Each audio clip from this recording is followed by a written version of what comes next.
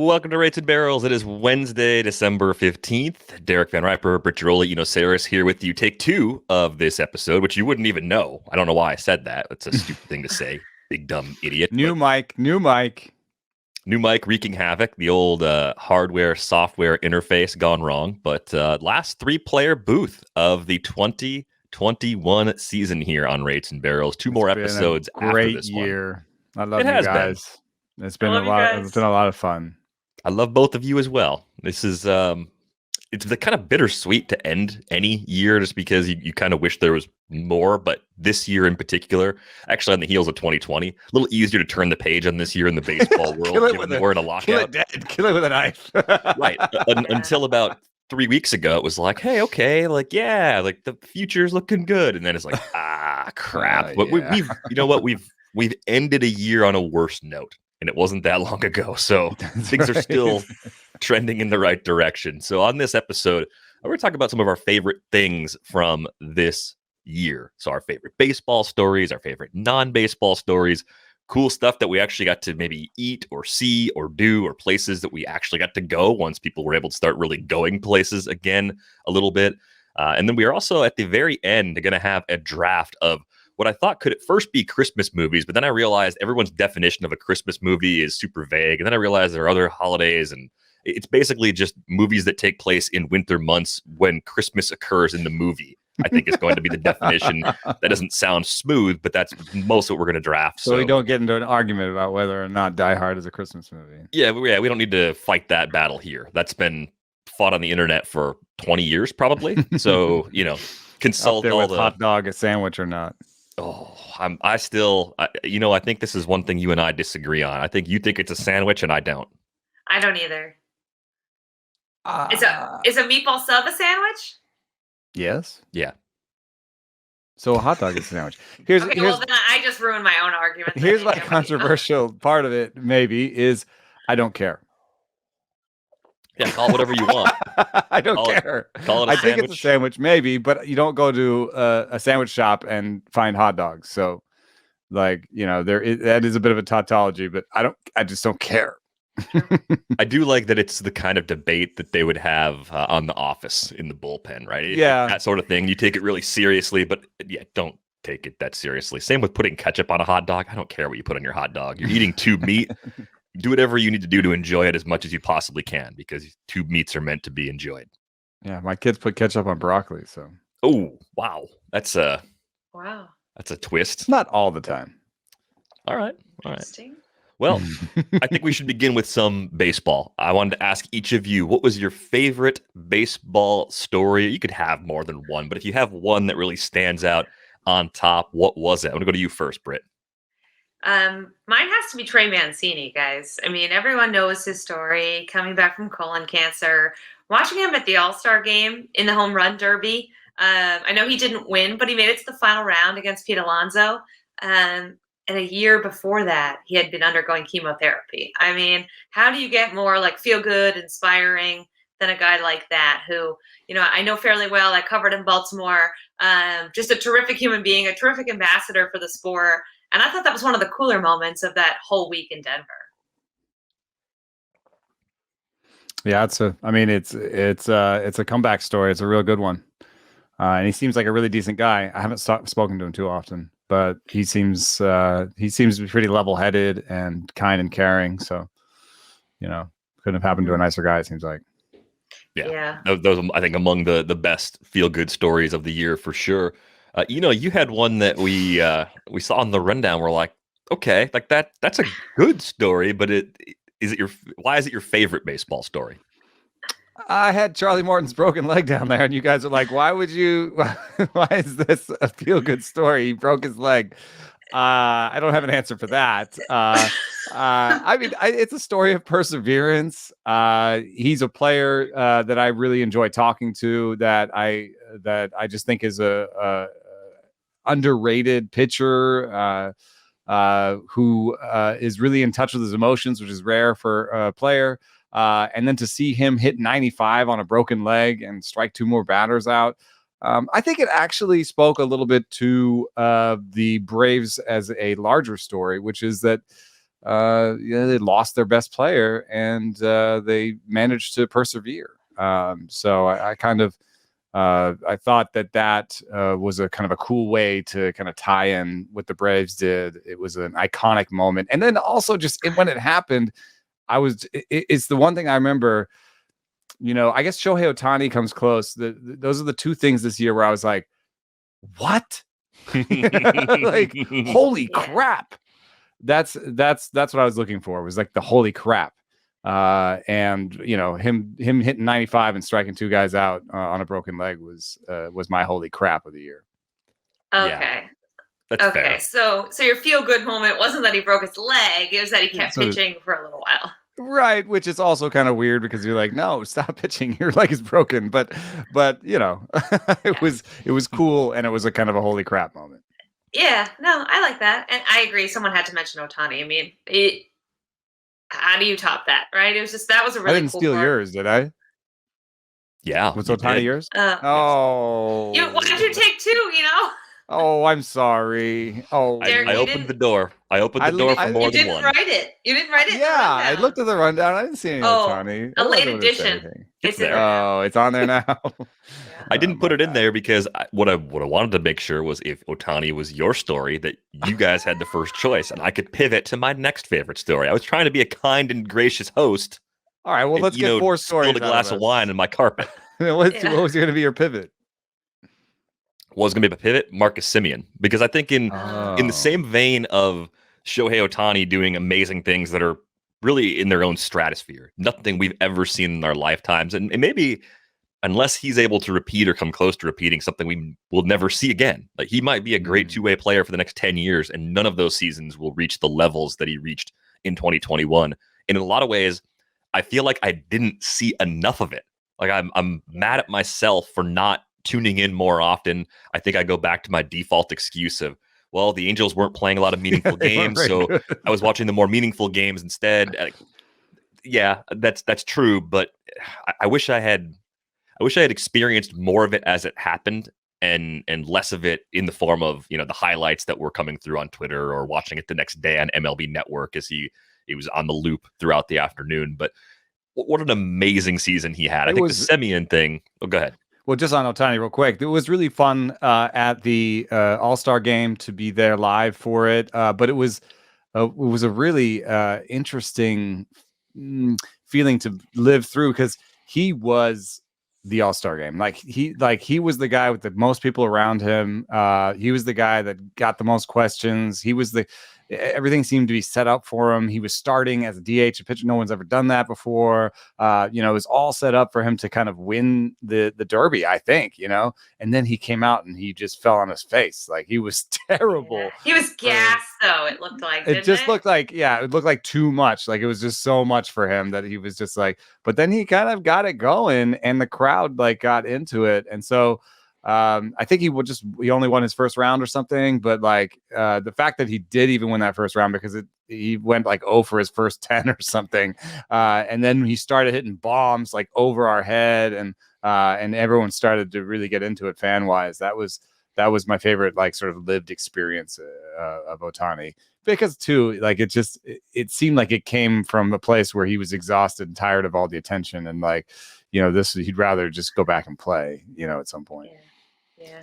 I think the fun part about Ohtani too, though, is the three of us have lived in an era of sports coverage where hype is through the roof all the time, and it's not often warranted. And to see it be warranted and have that really be validated this year from Ohtani, that to me was also a nice part of the story. But the Marcus Semien thing is one of my favorite stories of the year, because he bet on himself with the 1-year deal, maybe in part because he had such a disappointing shortened 2020. A lot of players did, but it was so easy to look at 2020 and contrast to 2019 for him and say, okay, Marcus Semien had the best possible year he could have. He played in every single game in 2019. It was the year of the rabbit ball. He got over 30 home runs for the first time. There's nowhere to go but down. And he comes back and has the season that he has in 2021, ends up getting a massive deal in free agency prior to the lockout. I like being proven wrong with player performances, because I think it makes fantasy baseball and watching baseball fun, right? The element of surprise adds something. And I think Marcus Semien coming back with the year that he had in Toronto. I mean, I imagine there'll be Jays fans who are younger fans that haven't been watching this team for 20 years. They've only watched them for a little while, who will have similar feelings about Marcus Semien that I have as a fan of the Brewers about CC Sabathia, right? He was a Brewer for less than a season, and yet he's one of my all-time favorite Brewers. I think that's the sort of impact Semien had. Unfortunately, the Jays didn't have as much success as a team, as fun and watchable as they were in 2021. But that Semien year, I mean, a 45 homer, 15 steal season for a guy that literally everyone I know thought couldn't do better than 2019 was a great story. Yeah. Yeah, it's a good pick. That's a good backup pick, honestly. Gotta be After ready. stole yours, I like that one. I do. So there was still some good stuff that happened this year, if you think about it, because we could probably go down the list. I mean, there's tons of kind of unexpected performances, starting with, as mentioned, the Braves winning the World Series. So, there were some good things that happened this year. There really were. Yeah, and I like to go out on a high note because, look, we know there was bad stuff that happened. We're not hiding from the bad stuff that happens in baseball all the time. It's probably a bigger part of our future than we reported on a lot of it. Yeah. So it's just we didn't pick any of our own stories. No. Good call. Let's open this up a little bit. Favorite non-baseball story, and it doesn't even have to be a sports story from 2021 because the internet is such a weird and wild place. I'll start with you on this one because what you put on the rundown has me very curious. Same. Oh well, it was a pretty big phenomenon. I don't know, maybe it just didn't reach the sports world, but there was a story about this a person called a bad art friend. And it was just this amazing story that I think it was in the Atlantic that just it went places. It was one of those things that evolves. I can't just like describe it all. I will try to sum it up, but it was one of those stories that unfurls, and as you read it, you're like, whoa, and you have to kind of reevaluate what you think of each of the characters in it as the story unfurls. But basically, the summary is that there was this lady that was a writer that had been friends in a friend group with other writers. And she also was trying to do some good on the side. And I think she like donated a kidney or something, and then wrote a really heartfelt letter about donating the kidney. And then someone in the group used that for a story. And basically took the letter verbatim and then made the character unsympathetic in her story, as sort of demanding attention for this good thing she'd done, and sort of demanding ownership over like the person that got the kidney, like sort of having like wanting to be the white knight, the savior. And so there was this short story sort of kind of trying to look at savior, like what it was to be a savior and what it was to kind of think that way. And so everybody in the story comes off really terribly because the person who wrote the letter comes off terribly. Her letter comes off like as kind of shticky and terrible. The person who wrote the piece got like a job out of it and like was like a writer in residence somewhere because of it. It was like her one of the biggest short stories of the year.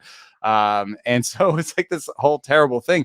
The reason why it resonated with me is that I think it was this year. I don't know when I found out about this exactly, but my biological father wrote a book about trying to get in touch with me. And he left my name as Eno in the book. He told everyone I lived in Menlo Park and that I wrote about baseball. So he left in all the details about me, and yet he did not try to contact me because I am eminently contactable. You're very easy to find. Yes.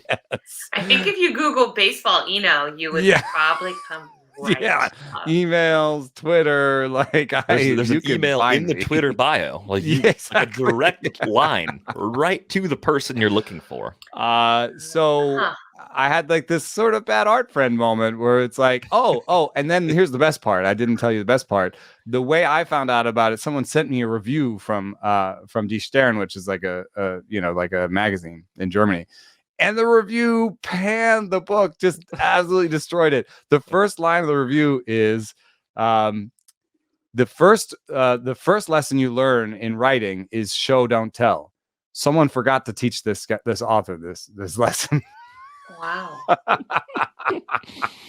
Wow. So this bad art friend it wasn't like it was a story, like a made up article story. No, it was an article based on something real. Yeah, okay. And all the characters in it are real, but the tension is between this person who wrote a story based on her friend's life, and then there was like real life questions about what is plagiarism in creative writing, right? Because we take inspiration in creative writing from like real life events, but was there a line crossed because there was some actual words that were in her letter that ended up in the other story? And then there was a final version where she'd like kind of changed some of the words and then said otherwise. No, it's fine for me to like take inspiration from real life. And so, yeah, I guess it's fine for my father to take inspiration from real life. To me, it was like, well, you didn't even put in the effort. Like, fine, write about me if you actually come out and like, or at least give me a phone call or something. And then if you're not going to do the effort, then at least change my name. Like at change some friggin' details because you didn't put the effort in. So, I just thought it was an interesting moment. And if I wrote about it, I could actually be more like Bad Art Friend because I would be taking inspiration from a real life event and continuing this sort of dichotomy. But where was this article in? The original story. I think it's the Atlantic. Let me see. Okay. I'll do a quick search. But interesting. I thought Bad Art Friend was going to be just like this trend of people having friends who were trying to they have an artistic outlet and they had to try and support people that were just clearly not good at the things they were passionate about, which is really sad and shouldn't necessarily be laughed at. But that's what I thought it was, like this community of people that had a bad art friend who were all supporting each other. And I think that is part of the meaning, because that is part of the meaning, because the person who is doing the good, they don't think her art is good. So that's the title. So okay, they had already the artist group had already been talking to each other about how bad her art was, right? But Bad Art Friend is really an interesting way to construct it, because bad art friend. So they have the bad art friend, right? But then they are also being bad art friends to their friend by either not telling her her art is bad or just talking about her behind her back, or then also using her bad art as inspiration. So I also think it's a fun sort of word construction there. This podcast has taken an unusual turn, so I'm going to just get to it with my story. It's going to be a lot less personal, a lot more concise. Okay, sorry, I rambled. But check it out if you haven't. It's a really interesting story. My favorite non-sports or non-baseball story of the year wasn't non-sports; it was just non-baseball. Was Simone Biles and everything she did for the mental health, really crisis that's going on right now. I thought. For somebody like that to kind of put, Michael Phelps did this somewhat too a few years ago, but to kind of push to the forefront the fact that mental health is as important as physical health on that kind of a stage, I just thought was a really cool story that, hopefully has some resounding effect, not just now, but years to come on athletes and young people and old people. And we're kind of redefining how important it is to be okay between the ears, and how just because you don't look hurt doesn't mean you're not hurt. And I think baseball in particular is one of those sports that really needs to take mental health more seriously. I think coming off the pandemic, everybody needs to. I just thought that was a really refreshing take and a very bold move for someone like her. Yeah. I see a through line between her and Naomi Osaka, and then also just generally all of us reevaluating our relationship to work. I know it's about mental health, but it's also sort of like we have all these expectations put upon us, and I think in the last couple of years we've really reevaluated, how many of those expectations we think are onerous and just like ridiculous. And Naomi Osaka being like, if I go and lose a terrible match, I'm still, and it was a huge match and it's a finals match, and I'm still like, I'm emotional. I'm crying about it. I'm sad. I'm sweaty. And then I have to go stand up in front of you and like answer these questions, like it's kind of a ridiculous setup. The whole thing is a setup. I have to play your games. I have to do it your way, And I think both Naomi Osaka and Simone Biles were like, no, I don't want to play it your way. I want to put my health first. And I thought that was remarkable. Yeah, I think for me, that's the Great Resignation is the broader story of 2021 that I think is exactly that. It is the reevaluation of how work is in our lives and what people are going to be willing to tolerate. And that has changed. The pandemic has changed that forever. I think the reason why it's my favorite story is that people are standing up for themselves, and I think people are doing it together, which gives it a chance to actually lead to some sort of change. And I think it pushes the responsibility to people outside of those work situations. It's how do people who aren't in those situations help those who are in those situations? Do you spend your money at places that treat people that way, and becoming more aware of how bad conditions are at different places is one way to have a better understanding, and taking action is a small way to continue helping. So I just think that there's more of a community feel to it. Whereas I think we've all, at some point, I think all three of us have had part-time jobs or jobs when we were younger that were like those jobs. Awful. And they weren't good. They were not good jobs. And, to know that those conditions have been much worse than probably what we experienced back then, and people have to try and make a living in that, and knowing that they're not willing to just keep dealing with horrible circumstances anymore. I find it inspirational. I know it's going to be messy. It's going to take a long time to make it right, but I'm glad the beginning of change is actually happening on that front. So it's a big, dark story that will last probably a decade, if not longer, before there's true resolutions. But just people having the courage to stand up and say, you know what, my life is worth more than being told what to do and doing a measly job for a small amount of money. Like, that's, everyone's life is worth so much more than that. So I found that to be, again, very inspirational. Let's go to our favorite moment on the show, which I think is probably my favorite question on the rundown, just because there's all sorts of random things that happened. And I wonder if people listening even remember the things that we chose as our favorite moments on the show. And I'm sure people listening maybe have favorites of their own. So if you have those, feel free to drop those our way on Twitter. I'll go first on this one. I think it was pretty recent. It was after Britt went to the general managers meetings. It was right in the beginning of that episode when she was explaining the uniform of the modern GM, with the Lululemon shirts and the backpack with the hand sanitizer clipped half to shoes it. Or whatever. The casual, like, they're not dress shoes, but they're not sneakers, which I have a pair of those. Has seen them. I wear them most of the time when I go out around this area, because it's like, well, I got to be comfortable, but I kind of need to look like I'm not just kicking it here. So here's what I've got. So that cracked me up. I think that we saw responses on Twitter. People loved that moment. That was probably my favorite moment on the show all year. I recently thought of that because I was talking about possibly joining a team, and then I was like, do I have to buy those clothes? Or do they just send it to me when I get the job? It's standard issue. Starter pack. Yeah. Here are your half zips and your khakis. It's true. Yeah, that was good.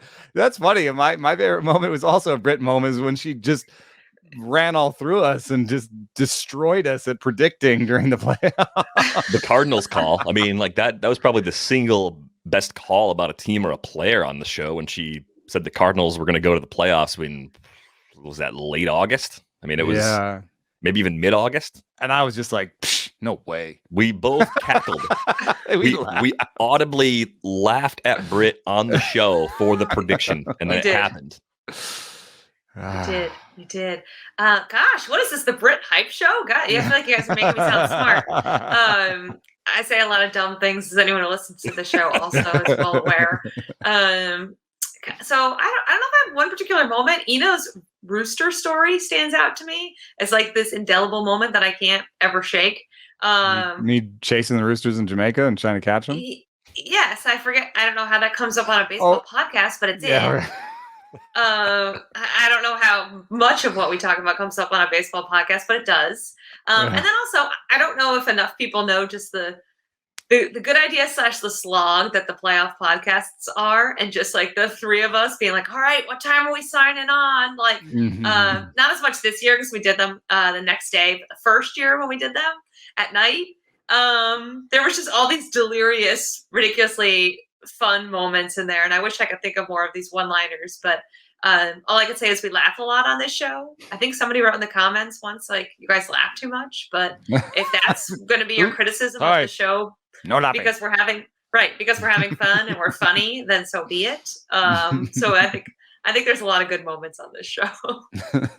Yeah, I don't know if I'd ever want to actually work for a person who said I'd laugh too much at work. Like that's, I mean, if I worked in a morgue or something, then I'd understand. Yeah, but, well then, sure, Yeah. It'd be inappropriate, but otherwise, like having fun is kind of part of life, and you should try and enjoy what you do as much as you possibly can. So, yeah, that's a good call. I forgot about the rooster. They say I sing too. I think it was when singing. Oh, the singing. I think the rooster story was in Hawaii when I got really mad at the rooster.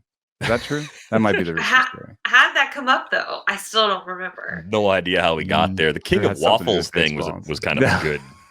Also good. That was definitely my plan. It didn't really work because everybody remembered my betting articles picks and nobody remembered the ones from this show. So in my comments on my pieces, like somebody was like, I hate your analytics, and someone else in my comments was like, oh, his analytics are the best. And the third comment was like, yeah, they were really great. Allowed him to get 55% wrong on the playoff picks. I was like, ooh, touche. Oh gosh. Oh, amazing. Good times. We've had good times on this show. Derek has moved pretty much across the country. Eno and I did a little wiffle ball meetup at the All-Star. Maybe next year we can do, the three of us, a live Rates and Barrels show. That's still on the old bucket list. Yeah. An in-person show. We're going to be doing some stuff in the spring, probably live here at breweries. So if you wanted to come out for that, I like it. We could do an All-Star game thing again. That would be fun. Yeah. All right, so I've got another category here before we move on. Popping out against Peter Moylan was a good moment for me this year. In your baseball career, where does that rank as an all-time moment? Is it like a top 5? It's utterly appropriate. You were there for my hit, right? I got a base hit. Yeah. Trevor Plouffe and Peter, and you also all saw it. Yeah, I think I got a hit off of Plouffe, but Moylan has that sidearm funk. It does. It's deception. How about this for a hypothetical? So let's say it's the 2022 All-Star Game week, and another wiffle ball game has been created, and you're going to hit a home run off of a former player. Who do you want that former player to be? Pick a former player that you want to hit a home run off of. It could be anyone from any era. It could be old Hoss Radbourne if you're really weird about it. Mariano Rivera. He gave up so few. Oh, that's a good one. I also was going Yankee Roger Clemens just because I think he would get really angry. Even now, yeah. Even now, yes. That's the key. You want someone who takes it seriously. If he tossed the bat at me, dude, that would be just amazing. I think I'd go Randy Johnson because, I mean, he's the guy that if it were a real baseball, I would not want to step into the box against him. I'm a righty, too, and I still wouldn't want to be anywhere near the plate with Randy Johnson pitching, but I'll take my chances with a wiffle ball. I'd be doing the cruck. Waving at it with the hat backwards. Yeah. Randy Johnson's just terrible. I mean, I was talking to Buck Showalter because he's in the Mets managerial process, and Buck used to always kind of talk about how absolutely terrifying Randy was, even to manage. Like, he just stayed out of his way. It was like, all right, Randy, whatever you want. Yeah. Cool. And not just on the mound, right? Like, just generally terrifying. I was standing next to him at some sort of media event, and I thought, people were asking some, certain questions. I thought I would be the guy who asked the baseball-y question, which sometimes works for me, right? Like the nuts and bolts question. So I was like, what was the real adjustment that that led to the, and he was like, that damn split finger. And I was like, oh Okay, thank you for the answer. Oh man, I think Pedro Martinez would be a close second. I like Pedro. I just think I feel like it would actually bother him. Like, oh, this stupid podcaster just hit a home run off me. I gotta live with that for the rest of my life. Yeah. He's just a lot more fun to talk baseball about, though. I just think he'd have a lot of fun with it in the end. But our next question, a favorite 2021 discovery. It could be a place you visited. It could be a food that you found somewhere. It could be a book or a video game, literally anything, a thing you didn't know about before 2021 that you found and really enjoyed. Well, so many. Currently I'm binge watching Yellowstone, which is a great show. I also visited 4 new states this year. I'm up to 43 in my quest to go to all 50 before I turn 40. So liking those odds. They're all the non-baseball states that are left pretty much, but Nebraska. Yeah, like Arkansas, Oklahoma. I think we're going to go to a concert in Arkansas to bang that one out sometime this spring. It's like, what else are you going to do there? But Alaska was beautiful. That was my favorite state that we visited this past year. We took a belated honeymoon there for 10 days and just a spectacular, feel like you're in another world kind of state. How did you get around? Did you do like a cruise or did you we drove aren't everywhere. Like cars like an issue, like getting a car? They were, but we got lucky. We got a car. My husband loves to drive, so we ended up putting I want to say a couple thousand miles on that. A lot of hours of driving, right? Yes, but it's so beautiful that it doesn't matter. You're like, cool, 3-hour drive, but it's scenic the entire 3 hours. So it's a fun to drive. Alaska and back? No. We drove even driving around Alaska. Yeah, even driving around Alaska. It's super spread out. Okay, I'm not a big fan of cruises in general. Like I grew up in Jamaica. Like I'm not a big fan of cruises in general. But I have heard that that in particular Alaska is it makes sense to do a cruise because there's so much driving and the cruise kind of allows you to kind of see a lot of it and then get off and then get back in and have some fun. I have a fear of cruises though. There's too many people. Imagine like the COVID outbreak. And also post-COVID, cruises are doing really, really badly. But if they're also super cheap now, so maybe now's the time. Now's the time to go. Get a booster right before and jump on. Nah, I'm still not ready to cruise. Sorry. They are kind of cesspools. Yeah, no. I also don't do well in all-you-can-eat scenarios. Cruises aren't for me. Wait. Follow-up question: what do you mean you don't do well in all? Does that mean you eat too much, or you don't like the food? I eat nonstop. No, I mean like you can't. There's just no limit. Britt, you've lived in the Midwest. That's called getting your money's worth. That is okay. That's true. I know here it'd be frowned upon, and maybe on the East Coast it's frowned upon too. They don't do much in the Midwest. Yeah, you're getting your money's worth. Yeah, that's true. Yeah, Vegas is the closest I've gotten to that. Ugh, never want to eat that much when I'm there. It's hot and gross. How about you? Favorite discovery 2021? I think the beer collaborations were really, really fun. I guess that's a discovery of some sort. Is the discovery that I could just hop on a Zoom call with some people that knew more than me and say some stuff, and they'd make a beer based on what I said and do all the hard work. I mean, that was pretty amazing. But this might be another weird one, but I think my favorite discovery this year was short hair. Okay. More comfortable day to day. So much easier. It is so much easier. My hair used to take like 4 hours to dry. That's a long time. Your wife didn't clue you in on this long ago. Long hair. No, she's been yelling at me about it. And in fact, her hair at some point was shorter than mine. Was when she said, "Come on." Well, I think everybody at some point in the last 2 years probably set a personal record for the longest time they went without getting a haircut, regardless of short hair, long hair, whatever. So everybody found a new look at some point in the last 2 years. But I think my favorite discovery, which is weird for a person that drove most of the way across the country, I was kind of going for speed rather than tourism, though. It was a YouTube series called Binging with Babish. It's been around for several years, and it's my brother-in-law that told us about it. But it started off where this guy decided to kind of make his own YouTube channel. He had a background in video, didn't have a background necessarily as a chef, but he started recreating food from movies and TV shows. So if you think of like Parks and Rec, like there's the meat tornado burrito, right? There's an episode where he makes a meat tornado burrito and eats it.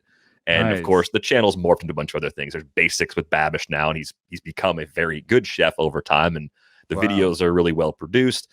He does a great job. He does a good voiceover on them, so they're pretty calming. Like I don't know. I guess in the same way that like a episode of Frasier is kind of a good late night random thing to just throw on because it doesn't wake you back up. It's really good that way, but you can also discover some pretty cool food along the way. This is filling the HGTV niche in your life. Yeah, it is. My wife makes fun of me because when we hop into bed at the end of the day, all I want is HGTV on for like 45 minutes, get the reveal, fall asleep. Get the reveal. The reveal. It's mindless. It's a way to. I like yours better though because it might actually be a little bit more practical. We already finished the renovation in our house, and I absolutely have no abilities in that arena. To the consternation of my father, who is a general contractor. I think there's a few things I like about it. I mean, it connects back to the Great Resignation. At some point, he gave up the job that he had, started bet on himself, and won big. Like he's got a great following now, and this is his career, and he's set for a long time. But he's grown that in a way that is just it's fun, it's engaging, it's highly worth your time. Binging with Babish. He didn't pay me to say that. He doesn't have to. He's got more followers than I'll ever have. So definitely check out his stuff. If you're just looking for some ideas, inspiration for new meals, or you just like seeing people cook ridiculous things. There's a movie called I've never heard of before. What's it called? Big Night. It came out in the 90s. And it's about two brothers who run an Italian restaurant. And there's this dish called Il Timpano. And I've never heard of that either. It's this Italian dish, must be from a different part of Italy than where my wife's family, originally came from and everything. So it is the most ridiculous thing I've ever seen anyone make on any food show ever. So I would say if you want to start with one that's just really impressive. What makes it ridiculous? The amount of meat or the amount of time that had to go into making this thing? It kind of looks like a giant wheel of cheese, but it's made out of pasta and meat and fillings and things, and it's incredible. Wow. I think it took them a couple days to actually complete the entire process and everything. So some of the stuff's a lot more. Many of the things are a lot more straightforward than that, but that was one of the things he made, and it was like, well, that's cool. And I never heard of that movie, so maybe I'd actually like that movie. So yeah, definitely cool tie-in. Yeah, give it a look if you're curious about some food things on YouTube. All right, should we do our winter Christmas holiday ish? I've got my cheat sheet. You made a cheat sheet for this? How many rounds are we doing? There's only 4 on it, so I'm in trouble if it goes long. How many rounds are we doing? 5? No, 3. 5. You want to do 3?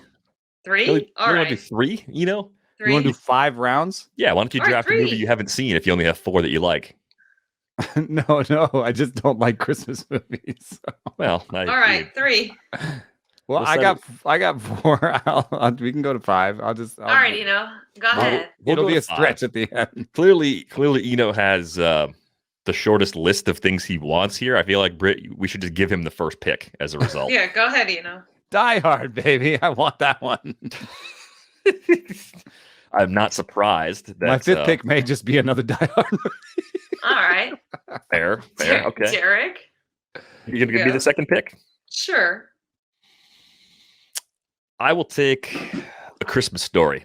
I don't think it's necessarily the best Christmas movie, but it's probably, if it's not my favorite, it's one of my favorites, and it's the one that I can watch on a loop, probably because I've been trained to watch it on a loop. Thanks TBS and TNT for running that thing. He has a pop gun? Yeah, he's got a BB gun and little kid growing up in Indiana. That's the one my family watched the most. Like I think everyone's family, if you watch Christmas movies, probably has one that they gravitate toward. See, that's the problem. We were usually in Jamaica, and we were not watching TV, and we were not watching Christmas movies. There you go. So I have to draft that one first for its rewatchability, not because I think it's the all-time greatest Christmas movie. Okay. I'm going to go with a classic, Rudolph and the Red-Nosed Reindeer. All-time classic. I used to watch it as a little kid. So, awesome. Taking it. Round 2. We're going to snake it back. We got to snake it. Yeah, you got one, Britt. Oh, we snake it? Oh, yeah. I get 2? Yeah. Oh, geez. Maybe I'll pair that with a more current film. Let's do National Lampoon. Oh, you're taking Which is Christmas another- Vacation. Yeah, Christmas Vacation, which That's is another That's the first one that I would have put on my list. There we go. That's a another good one. good classic one you can I watch a enjoy million that times. one. I enjoy Yeah. the like bad 80s neighbors. Oh, Yeah. Oh, yes. What's her name? Julia Louis-Dreyfus. Yeah. Yeah. Yes. They might be my favorite part of the movie. She went on to have a better Yeah. career than the actor that played her husband or boyfriend in that movie. Yeah. I know his name's entirely Todd in the forgettable. movie. I don't even know what his real life name is, but Yeah. I don't know. She's Todd. great though. She's great in Veep. If you haven't seen Veep, go binge Veep. It's a hilarious political satire. I'm looking Yeah, for something to binge. I did catch an episode. Really of good. Veep. I don't remember. I was traveling or something. I just threw on the TV and it was on. I was like, oh, this is actually good. I think I'd like this. It's hysterical. It's hysterical, and it only gets better. It's great. It's a great show.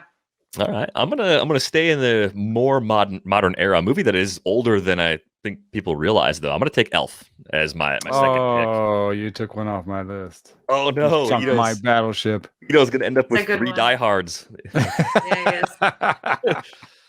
Yeah, I just No, Elf is hilarious, I think. Elf is great. it's held up very well. Casting is great.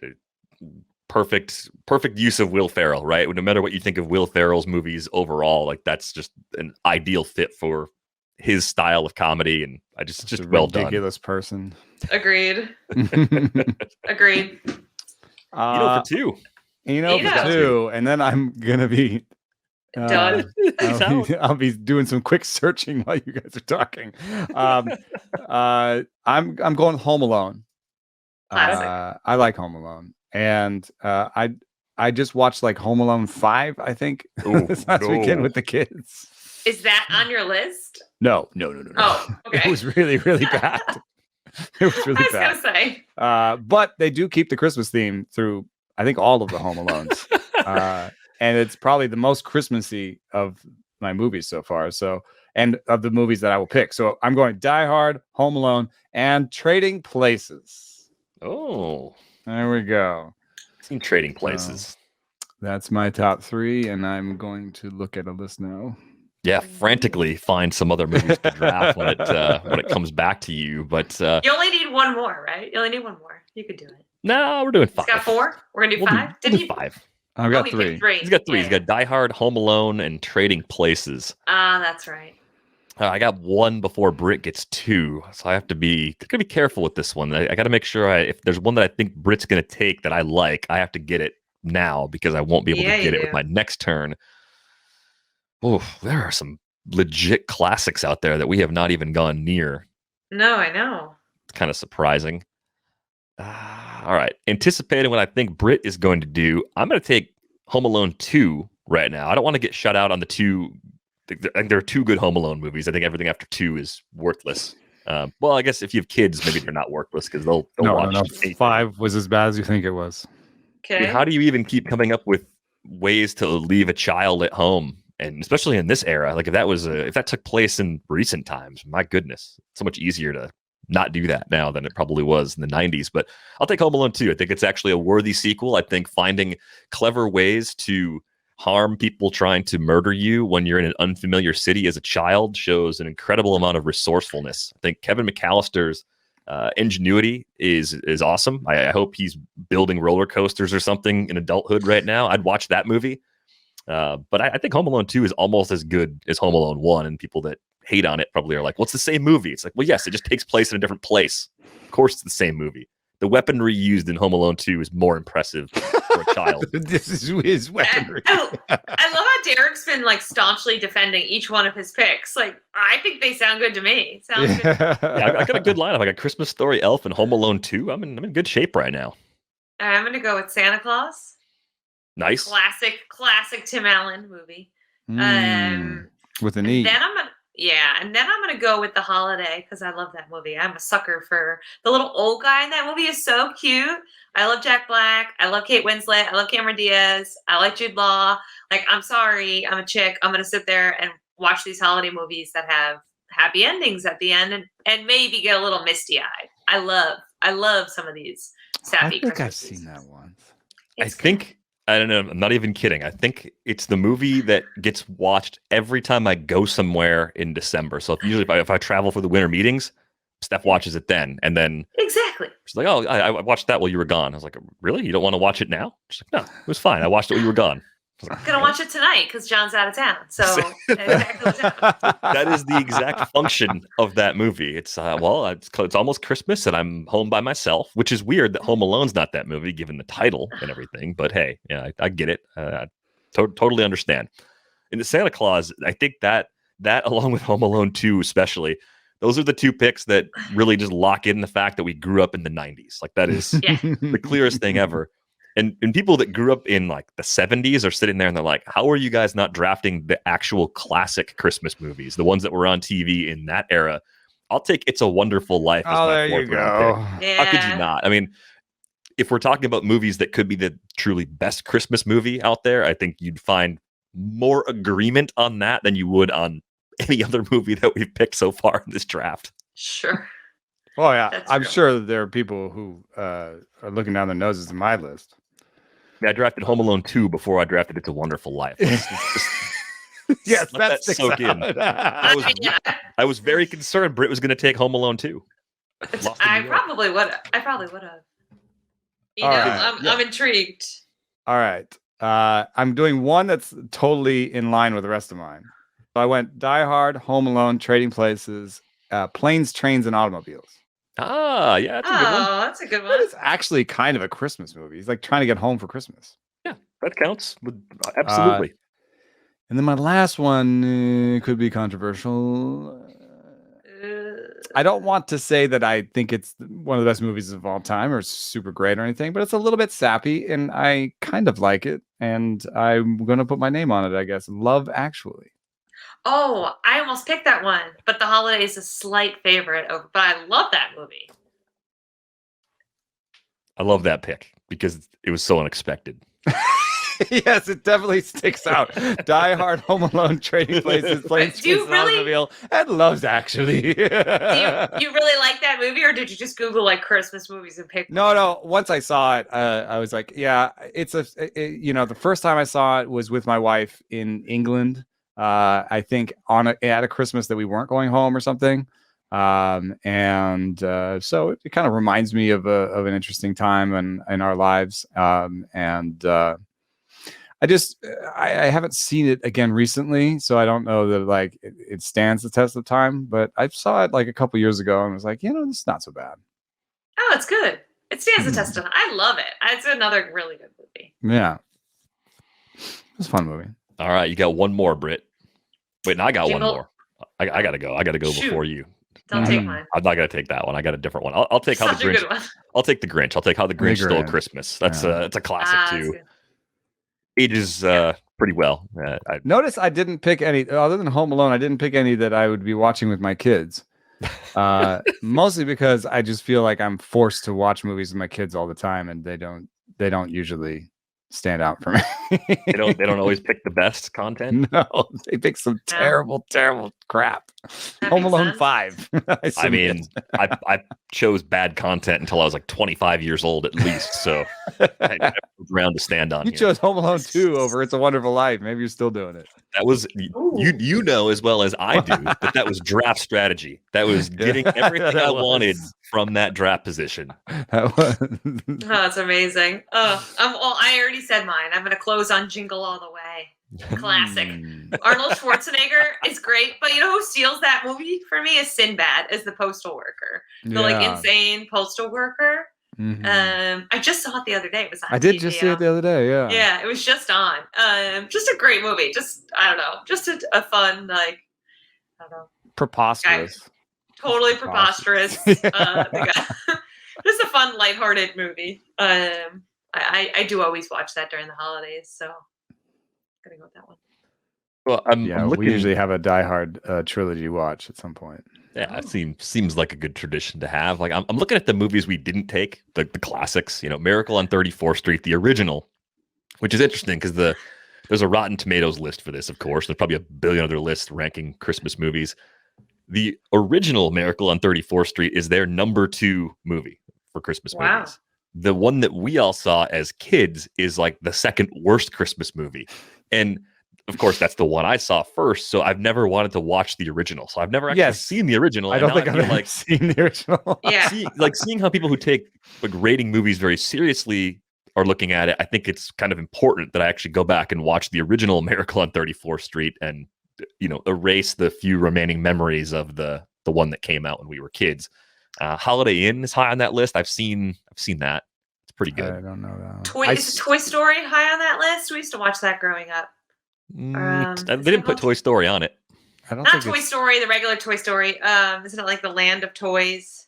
Oh, they've got another version. No. I didn't see that one on there. The other one that's really high on the list, it's an old movie. It's called The Shop Around the Corner. It came out in 1940. I've never seen it. No. Not familiar with that one at all. Meet Me in St. Louis on some of these lists, and I studied that in school, and I've scrubbed my memory of the movie. I just remember like parts of my essays, like why it was meaningful. It was like one of the first colorized movies, and it had something to do with the expo. And interesting. The Year Without Santa Claus I like too, and I went to DC has like a big Christmas movies interactive exhibit, and they did Elf, and they did Christmas Story and Christmas Vacation. They also did Polar Express, which I've never seen. Is that like a classic Christmas movie? Mm-hmm. Have you seen that? Yeah, the kids like that one. The kids also, one of the ones that the kids like that I do like was called, and it's so funny that this is a Christmas movie, Rise of the Guardians. Rise of the Guardians as a Christmas movie? Guardians of Christmas. Oh, and so it's like the characters in it are Jack Frost and and like the Easter Bunny and the Nutcracker. Yeah. Oh. But they're animated and they're at war. It's like it's like a definite like a modern version of a movie where like there's a big screen with like an evil mastermind. Do they use paint cans to hurt the bad guys? No, they have like magic and like effects and like and they can like hurt each other. Yeah. Yeah. Do you have so before we sign it off from this segment at least, do you have any movies that you wanted to draft but you were actually ashamed to draft? Because I have one that we've watched every year for at least the last 5 years that I think is a modern Christmas movie that is actually a bad movie, and I keep watching it and I keep laughing at it. So it must not be completely terrible because I'm getting some kind of enjoyment out of it. That movie is Four Christmases. It is Vince Vaughn, Reese Witherspoon movie. Past that.